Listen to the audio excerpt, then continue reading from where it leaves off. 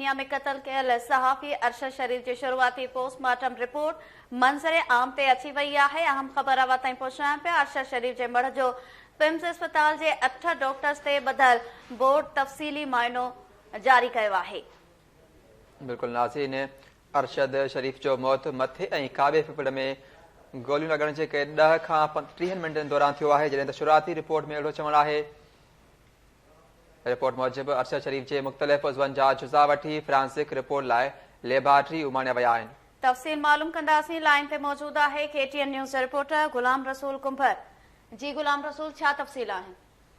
जी रोशनी, मक़तूल सहाफ़ी अरशद शरीफ जे पोस्टमार्टम जी इब्तिदाई रिपोर्ट साम्हूं अची वई आहे। अरशद शरीफ जे लाश जो अंदरूनी ऐं बैरूनी तफ़सीली मुआइनो कयो वियो आहे। अरशद शरीफ जे जिस्म जे मुख़्तलिफ़ जेके उज़वनि जा नमूना बि वरिता विया आहिनि ऐं अरशद शरीफ जे जिस्म जे फ्रांसिक जा नमूना जेके आहिनि उहो फ्रांसिक लैब मोकिलिया विया आहिनि।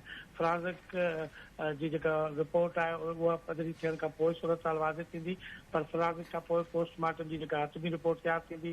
पोस्टमार्टम जे लाइ जेका दरख़्वास्त आहे उहा अरशद शरीफ जी बेगम ॾिनी हुई ऐं अरशद शरीफ जो पोस्टमार्टम पिम्स अस्पताल जे 8 रुकनी बेंच कयो आहे। अरशद शरीफ जे दिलि, गुर्दनि, फिफड़नि, मैदे ऐं जिस्म जे मुख़्तलिफ़ हंधनि में मौजूदु जेके लोह जा टुकड़ा आहिनि उहे साइंस लैब मोकिलिया विया आहिनि। अरशद शरीफ जो जेको मौत वाक़िया थियो आहे उन बाबति मेडिकल रिपोर्ट में ॼाणायो वियो आहे त जेका खाॿे पासे फिफड़ में जेका गोली लॻी आहे उनजे करे ऐं मथे में गोली लॻण जे करे संदसि मौत वाक़िया थी आहे।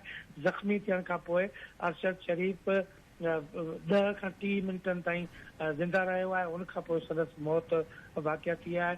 इब्तिदाई जेका मेडिकल रिपोर्ट आहे उन में डॉक्टर तरफ़ां इहो ॼाणायो वियो आहे। जी ठीकु आहे, वॾी महिरबानी नाज़रीन। इस्लामाबाद खां गुलाम रसूल कुंभर तफ़सील ॾिना आहिनि।